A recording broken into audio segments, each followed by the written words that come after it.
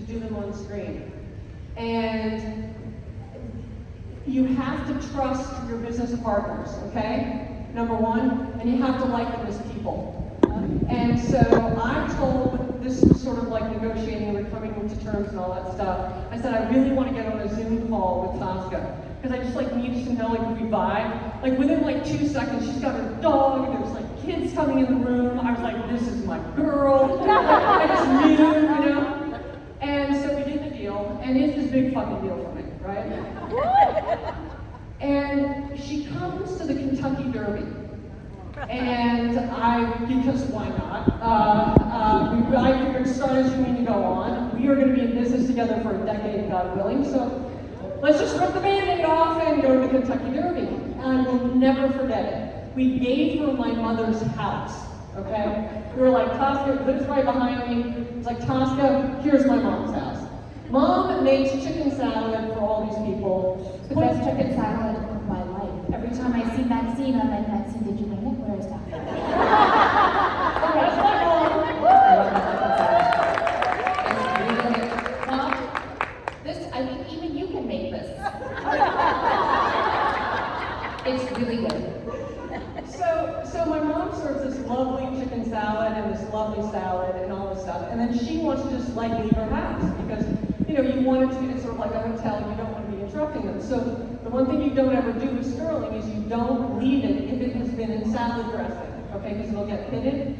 And so I said to Tosca, okay, I'm going to go over, leave you alone. I went over to my sink, my mother's sink, and I started to wash her silver, and Tosca came right next to me, picked up a dish towel without missing a beat, and she didn't do it to be all like pretentious and like, I'm going to help out. Because I'm going to show you how much our business relationship means.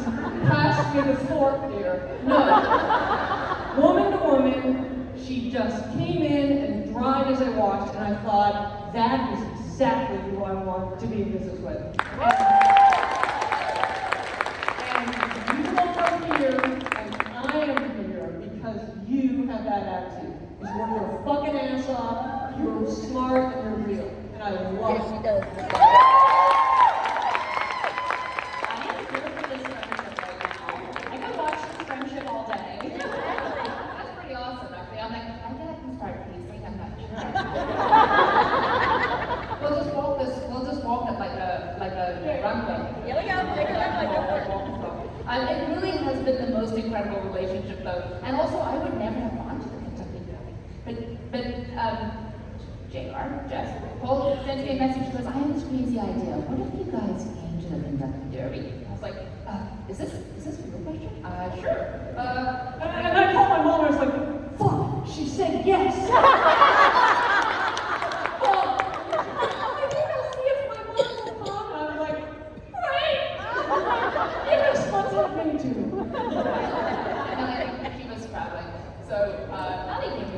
But we got to like get the dresses and the funny hat. Your pictures looked amazing. Yeah, it was so much fun. But you are in heels and drinking the mint juleps and thing all day long. Long time. Day one I won. Day two I lost. So I guess. Finally, Saturday night at like 9 o'clock, she turns around to my mom. We were at another party, whatever. And she goes, I'm in this ring of hell. I need to go home. At which point all of us were like, we're out of here. Because we were only saying, we also took our pictures in front of the King and Queen. And that's right. It was coronation weekend. It was. Yeah. So we got to take our pictures. And the most hilarious thing was that those cardboard cutouts of the King and Queen were there and just stood next to him, took a picture. And everyone was like, God, you guys are at the coronation. Yeah. I was like, listen, bitch, if we were going to stand next to cardboard cutouts, it wouldn't be of those two. It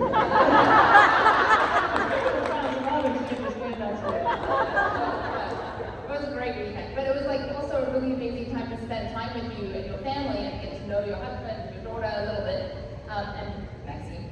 And I mean, so I'm just so excited because you think it's 10 years, but I think about 15 years. I'm in. I'm fucking in. Yeah. That's a long time. If Julio and Melanie think that 4 years is a long time, this is 15 years. We have 11 books that we're going to be done.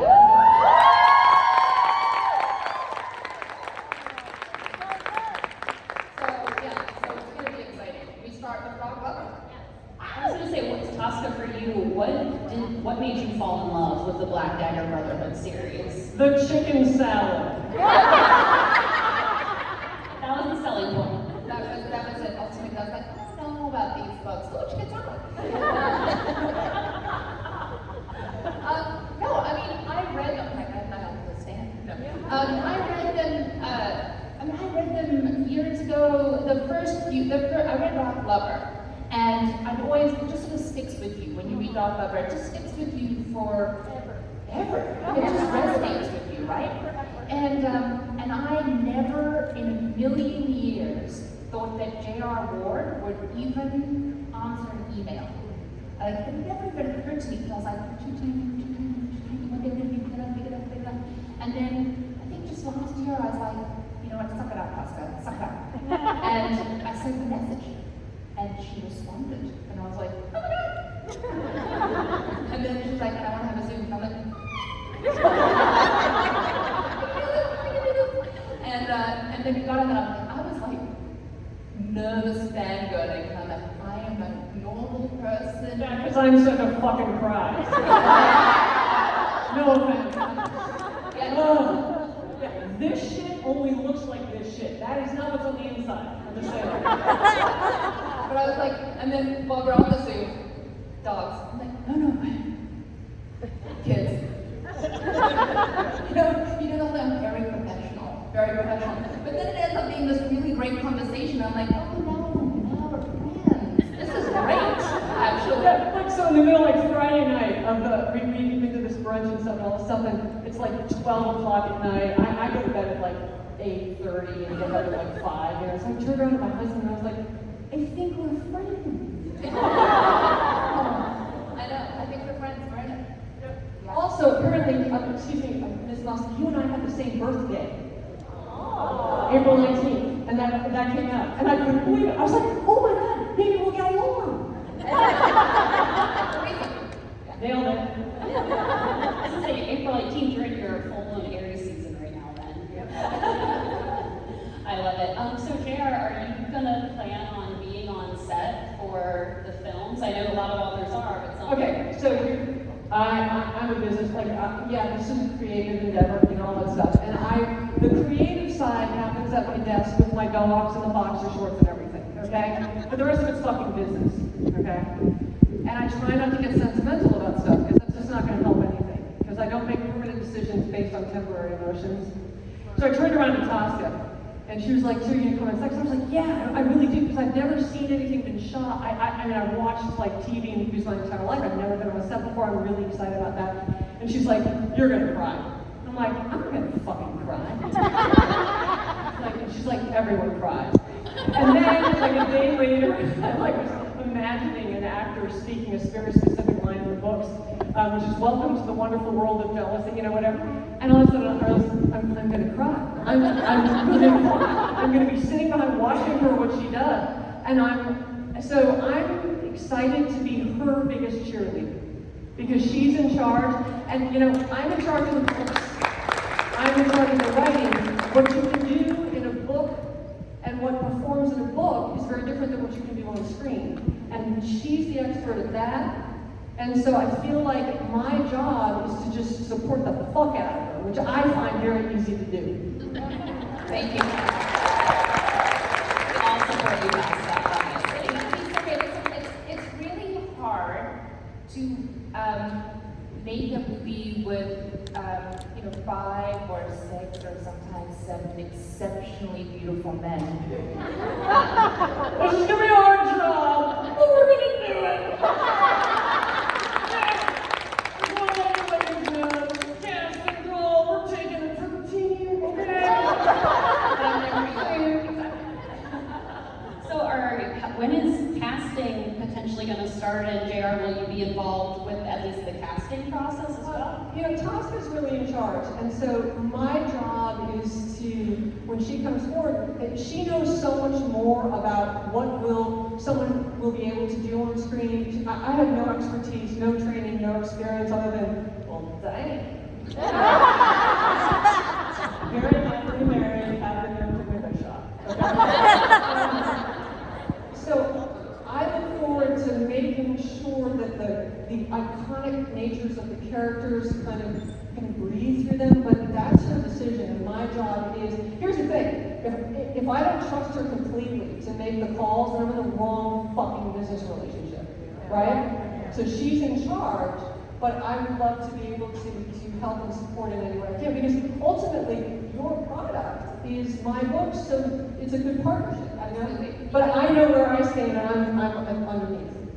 Well, I actually really love including the authors in all casting decisions. I think all of our authors that you guys have met have said that. And so what we're going to be doing for Dagger Brotherhood, so first we wrote our own breakdown of the descriptions of all the brothers.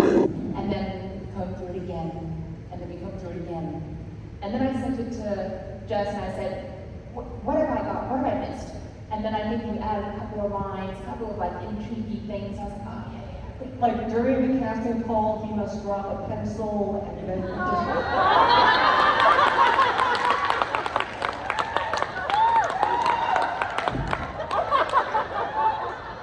Very professional, only professional. And so then now that we have this breakdown, we are actually going to do an open casting call worldwide starting in the next week or so. I think we announced a month or so.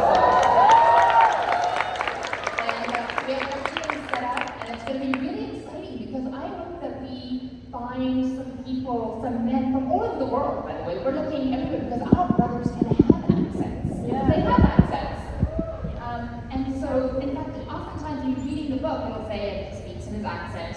They come from, old country, but they come from another place, so they can have accents, and I'm so glad that you're open to that, 100% not being like all American.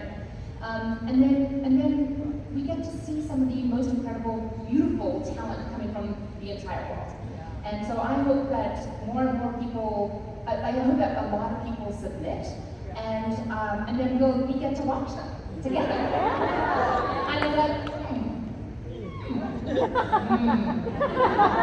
that's basically they're going to film us.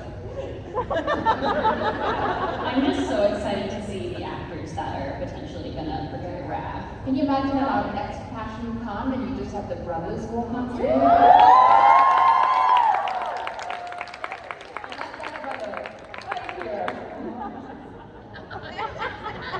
That's a lot of leather pants. I'm on vocal now. So it's 10 or 11 films? So it's actually going to be a series. So Dagger Brotherhood will be a series. We're looking at making it to 5 episodes, about 1 hour. You make it like 55 minutes, and that's the plan right now. And I have the pilot script that JR is going to get next week, and I just got the first draft of the second episode, which the writer wrote, which is like, well, I'm trying to keep to 45 pages, but it's 78, so... That's what I tell my publisher all the time. So JR, yes, I was going to say, talk to me about that process in regards to kind of transcribing your novel to the transcript and like the teleplay, I guess, for the series. Here's the thing, to write a screenplay and to write a novel, they're two totally different disciplines and they don't cross over at all. I mean, so I'm just looking, I know if Tosca's vetted it, she knows what she wants to hit, in terms of the moments. And you also said something last night which I thought was really interesting, which is there's so much to reveal to the world that, when do you reveal, how does it come out, that kind of thing. And so the discipline that is required to do that well. I mean, there are certain iconic lines that need to be in the movie. I would never tell you what to put. You will tell me what those lines are. Well, it's just those lines. Just those lines. Oscar's very big on the dialogue. Wait, like that. I don't mind you need to know what those lines are. Those lines. But so like we're just going through because there's like a couple of them that just to hear them would be awesome. So that's really all I'm looking for. Great. And it's actually, I need that. That's exactly why we want to involve the authors and why it's so important that they read the script and they sit down and like read the script. What did I miss? what is not in there? What is everything you want to see? What is that line? What is that characteristic? What is what does that character do? Are they chewing on gum? Are they smoking roll-up cigarettes? Like, what are they doing that's integral to them?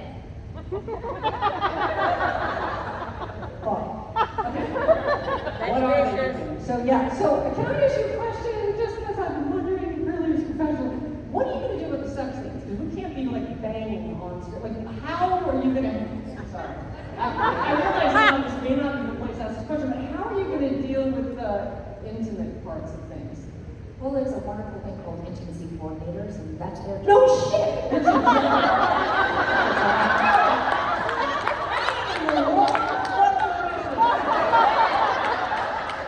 whole writer thing doesn't work out. What am I?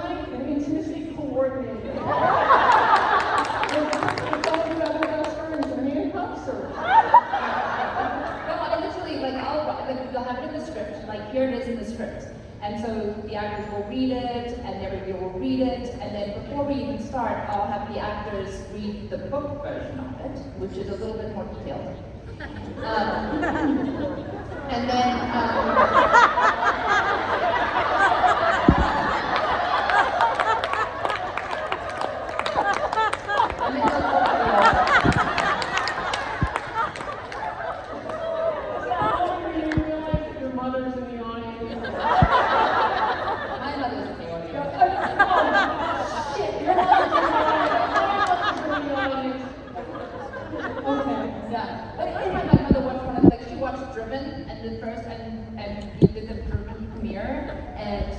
next to her, we're watching a very specific cotton candy sex scene that's happening, and my mom's like looking at her.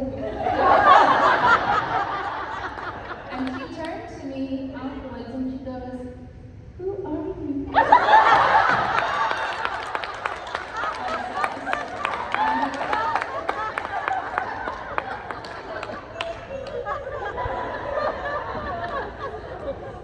But she's here, so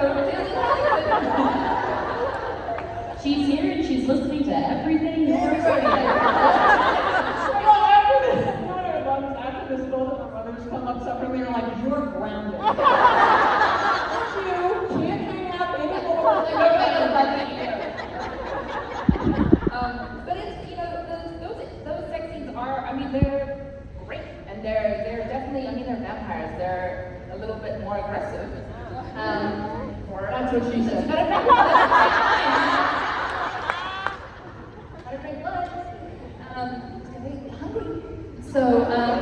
So yeah, we'll have intimacy coordinators, we'll have them read the book, we'll have them read the script, and then what happens is on the day, I actually take everything from the book and I write out very specific lines as to what I expect to see.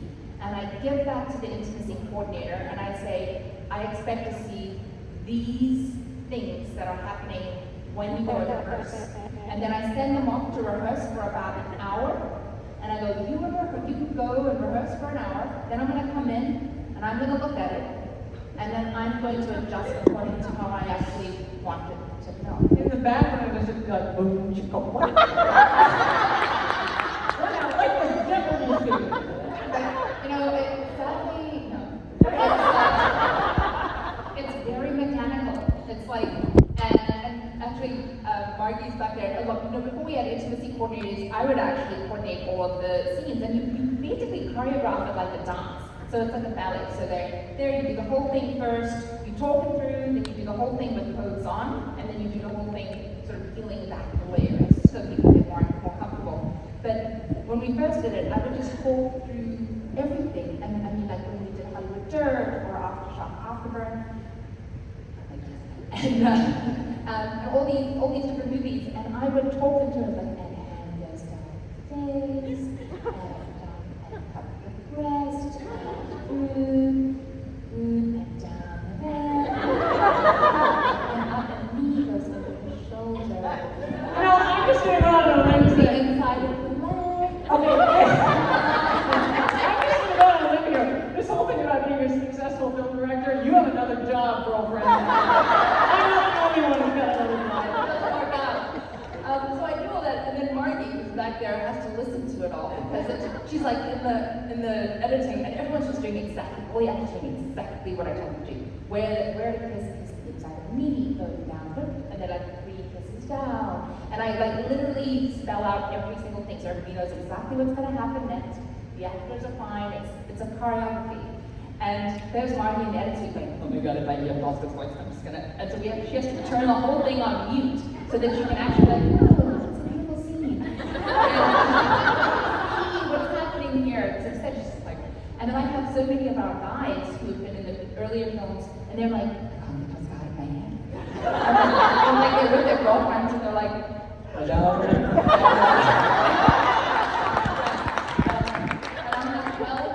I've gotten a lot of thank yous from your girlfriends. This is like your new tagline on your resume. Tosca Monks, adding value wherever I go. Some of those girlfriends are not wives, just you know. I think JR's gonna be an intimacy coordinator. Yes. Like, I mean, your words are very specific in regards to the intimacy coordinators, especially with Raph and Beth. I mean, you really. I am not old enough to have actually written these books, so I will not be on set for any of that. Not that I would invite any of that. I'm so blushing and I'm so like conservative and stupid, so I can't handle that. I'm a big show up here, but like, oh my god, You wrote it! And are still writing it. Yeah, that's true. When is I haven't seen on your Instagram, when does the next book come out? It's called The Beloved, and it comes out April 9th. Woo! Also, we switched over, we're now doing The Children of the Brothers, so we skipped ahead 33 years. And so, you know, I'm pretty excited about this next generation. Well, I am obsessed with vampire stories, and I know you and I originally connected on our love for like vampire romance. I'm wondering, JR, do you have an actual series Bible, or is it all in your head? No. So when Dark, so I got fired from my first publishing job. So I had my first 4 books come out. They were critically well received. They didn't sell well, and I got shipped hand by my publisher, which is the right thing to do because they need to make money. So I moved down to Louisville, Kentucky, you know, because that's what happens when you marry a guy. You tend to live with him. So I moved to Boston, where I was a lawyer, and moved down to Louisville, Kentucky. I got canned, and I had like no publisher. I had given up my big corporate job up in Boston. I was like, I don't know what I'm doing here at all. And for about 2 weeks, I had to figure out, what am I going to do? What am I going to write? What am I going to do? So I tried some romantic suspense. I tried some military suspense. Nothing was going to go. And this shadow showed up in the back of my head. The way I'm not smart enough to write these books. So basically, I have pictures in my head. My job as the author is to take the pictures in my head and describe them in such a way so that the readers can approximate what I'm seeing. And also to put them in the correct order so that like the beats, the drama, the humor kind of fits together in the correct way. And we hung around, it was Wrath, and I had 10 books immediately. And I sold them, and I went to New York City, and I met with my editor, and we sat down for 2 hours, and I said, yes, this happens, this happens, this happens, this happens, this happens, and at the end, 2 hours, she goes, tell me you've written this down. I was like, oh yeah, I'm following here. No, I don't have a serious Bible, but I do have a research assistant, and he keeps, but we make mistakes. I mean, you know, Butch materialized in the book and can't. So we do make mistakes. It's impossible after 40-some books not to screw up on occasion, but you know, he keeps me straight. He has a Bible, I don't. The research assistant's always great. So you're going to be making several different episodes per book, and I know a lot of the books, you know, highlighting other characters as well. So how many actors are you thinking about? Like, how many actors are we talking about here? A lot of actors, they have to commit for 15 years, and they're not allowed to age. So I'm going to get her to hire me, because this shit is aging by the moment, and I'm not aging 15 years. But that is one of the things I was like, guys, just so you know, you're playing vampires, and so I just need you to be like, you have to be perfect for the next 15 years. And so that's going to be really interesting because also actors love them. They're terrified to commit to a series. You know, you have to they're like, oh my God, but what if Steven Spielberg calls me next week? And I'm like, well, if Steven Spielberg calls you next week, I'll let you go and make that movie. And then just come back to me right afterwards. You know, we can make that happen.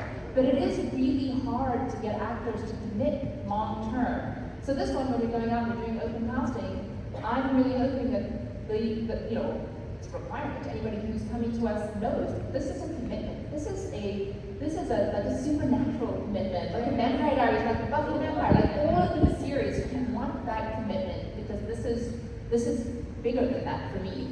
And this is my Buffy, as you know. Oh yes. I know we love Buffy. Oh my God, I'm going to start right. Hello, my name is Buffy. I'm your Buffy. No, they're your Buffy. I'd like to be known as your Buffy. Yes, this is going to be your Buffy. But yes, actually, JR, I was just curious, how do you handle writer's block? That writer's block. I just want to, all right, blanket apology for this answer, but this is the honest on the street, okay? When you, no, fuck, God damn it, all right. So I'm like running through the acceptable ways to answer this question. I don't advocate this for everyone, not all authors work this way. It is not acceptable for me to have writer's block. Fuck that, okay? I have the best job in the world. I get up at 5 in the morning, and I have my coffee and my boxer shorts with my dogs. I type until my little girl gets up, time for breakfast, she gets to go to school. I write until I run, and then I need something, and I write. And then if it's a deadline, I write until it's the best fucking job in the world, okay? So show the fuck up. There's no writer's block, okay? Get your ass in the chair and do your work.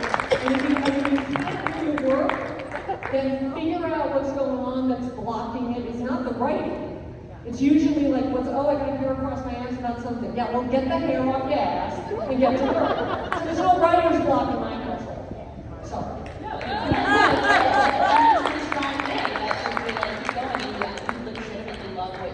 I think that's all. Oh, but it also is a fucking privilege. I have millions of people who have given me their hard-earned money to read my words. If I can't show up for them, well, they're giving me the money they're working hard for. You should at least work as hard for your readers as they're working to pay you.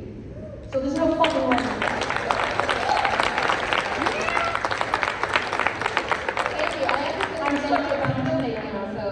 I feel the same way about the films that we make. Yeah, work. Get it work.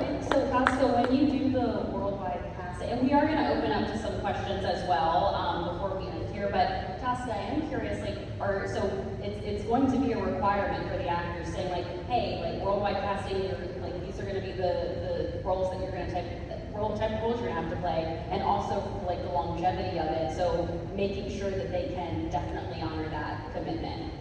Yeah, they have to. I wouldn't even entertain a discussion. Don't waste my time.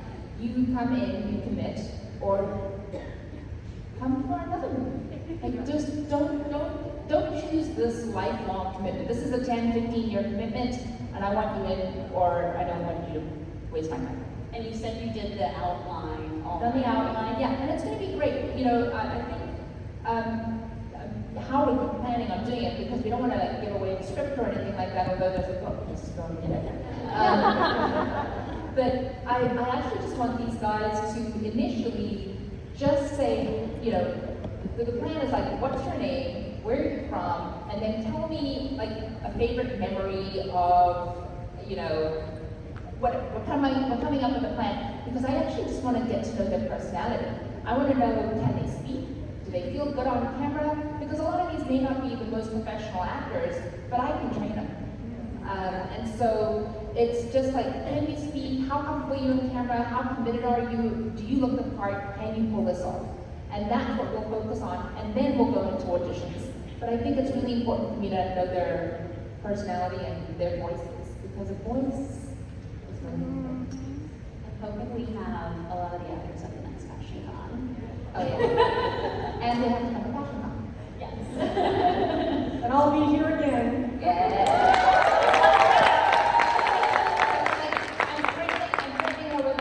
maybe you're... No, fuck me, no, I don't know. President of the United States. Come on, Maxine. Europe? She said,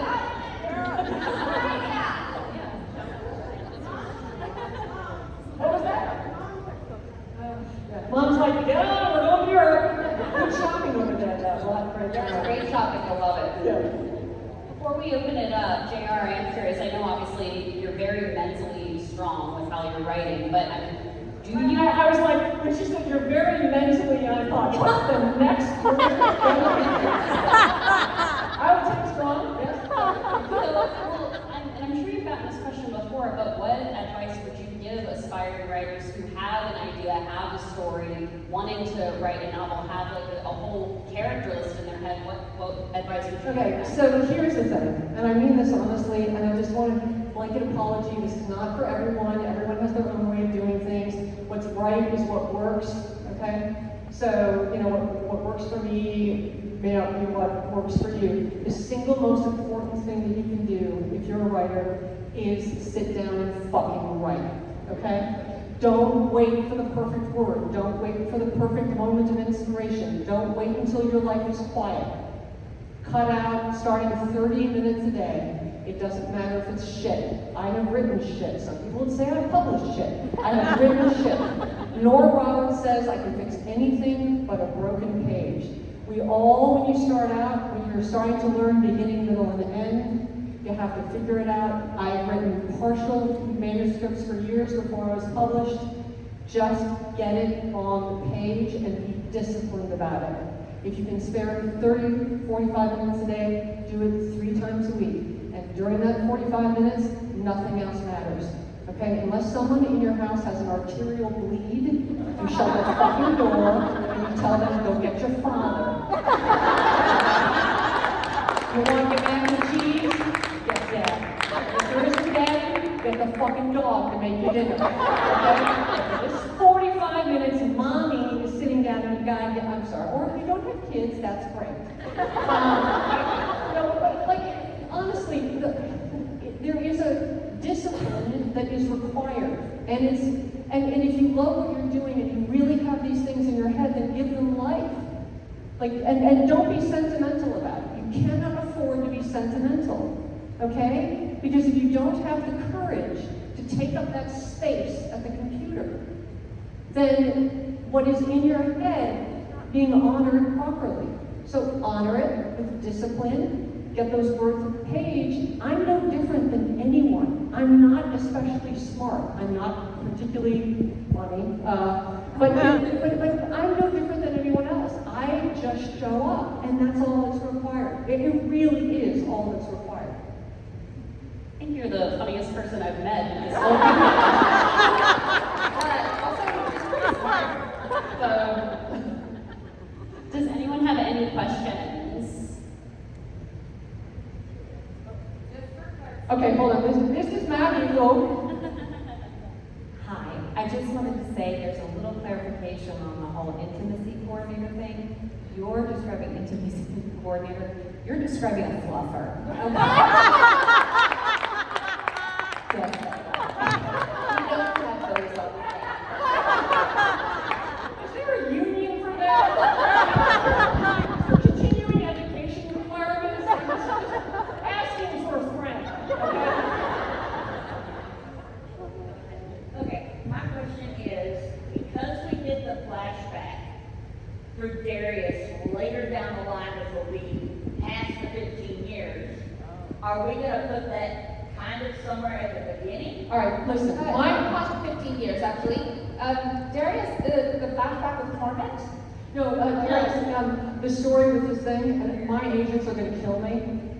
They are going to shoot me. You may have anything you want. So if you want to go in there, it's yours. Thank you. Okay, someone in LA just, an angel lost its wings in LA. But anyway, seriously, use it. So we have the first 11 books, and when we first started the conversation was like, how how can I make 22? Because there was 22 last year, at the beginning of last year, when we were talking about it, and they just keep coming out. And I just can't catch up. Well, And so, that's where it's a timeline thing. Because the Darius book flashes back to the beginning of everything. It's best It predates the first. first book. Yeah. So that's why I was asking, how are we gonna work that in? Because that explains some things. We're gonna work that in because I own the copyright, and I tell everyone, Tosca can use that fucking shit. She can use it. That's how we work it. I understand what you're saying, but you know. I would need to pull from the book that JR now just said that I can have. And now it's all on these nice little cameras, so I probably just got my ass fired. That happens all the time. That's how I know the difference in the fact that she's already predated this was predated everything. Yeah. And it explains some more about like John Manson's stuff and stuff like that. That's why I was asking, how are we gonna work with Darius then? But I mean, in all honesty, the linchpin is Dark Lover, right? So this is technically an origin story with him, and if there, I don't know. How would it work it in? I don't even know that you would, you're more than welcome to, but Dark Lover starts, that's the cadence, and if later it comes out, that's what you said. And Also, if we were to do that, I actually don't want to interrupt the books with future books. The only two books that I'm kind of considering merging a bit is 10 and 11, and that's going to be hard because they kind of are directly off of each other. So I don't even know how. It's like, can we intertwine it a little bit? But otherwise, we're doing each book as their own season. And so when we do get that, thank you very much, but when we do get to that book, we will then have to come back and tell that story. But we're not going to change Dark Lover because of what happens in the future.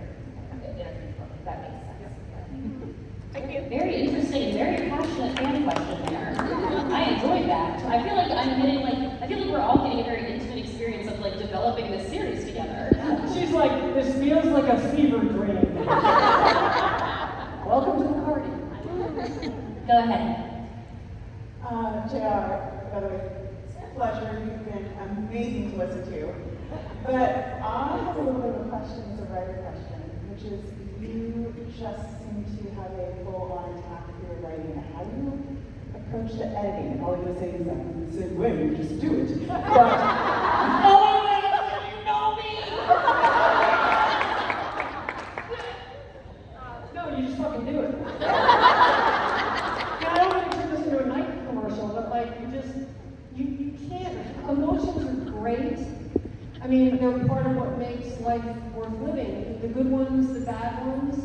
But when you're talking about getting to a goal, when you're talking about accomplishing something, you cannot allow your emotions into that space.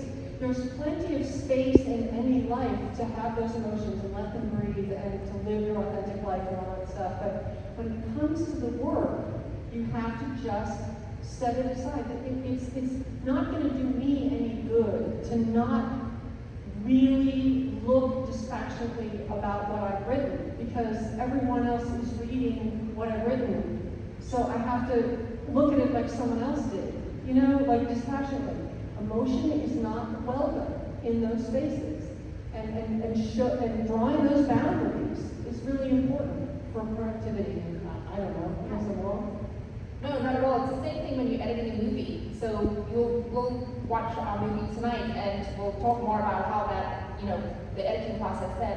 But when we go through any kind of editing of a film, you could have shot the most awesome scene ever. It just doesn't work in this movie. And that's why we have deleted scenes. Because you're like, it's a great scene. Then it doesn't flow. Because wasn't there was a Kill Your Darlings? There's someone who's like, who said that, however you think it is, if it doesn't serve the larger purpose, it has to go. Yeah, I think it was Anne Sexton. Yes, that's right. Anne Sexton. Yeah, and it's really hard because you like looking and go, man, it's good. But it just doesn't fit. So you have to remove it. Yep. Thank you for your question. Any other questions? Actually, normally nobody's asked about Rage. I'm dying to know about the monster. Like, how are we dealing with this? How are we gonna do the monster? The dragon. Okay, I was like, monster. Well, I know. Rage is a monster. Yeah, no, the way that they're gonna deal with me is they put me back in my cage, feed me to the bar. Because that's a scary part almost of when I was reading it. I was like, Dragon. Well, the very fortunate thing is that Jess has described it very well, so that's an easy thing, so for visual effects to do it. But then, Margie and I are actually going to be studying generative AI this summer. And that's going to be super fun because we can make with Unreal Engine, and it's going to be really interesting for passion effects. And every question that I have with all of the various visual effects filmmakers that I'm talking to is, how can I take a man and turn him into a dragon in a forest? And I want it to look real. Yeah. And they're like, how can we do that? And so we're going to be playing around with that. I think it's going to be super fun, actually. I'm excited about that. And the cool thing is there's another one, because the dragon's on his back, and every now and then, moves around, like he moves. And there is technology now that will allow him to move, and I'm playing around with it. It's so cool. Yeah, amazing. Yeah. So I think it's going to be fun when we see that come out. I mean, he's there a little bit in Dracula, but not as much. In book 2 is like all about that, but we'll experience it then. Hey, that's gonna be fun. And scary. I hope we get scared. It's fun to be experimenting, that sounds fun. And can I just say, I'm so very grateful for everyone who's come up and wanted a picture or an autograph. I know that I'm a big fucking loud noise up on stage, but I'm very, very grateful, and I'm so happy to be part of this community. I'm so grateful for Tosca for taking on my books. I'm so excited about the future for all of us, and I look forward to seeing all of us seeing what this wonderful woman does with my life's work.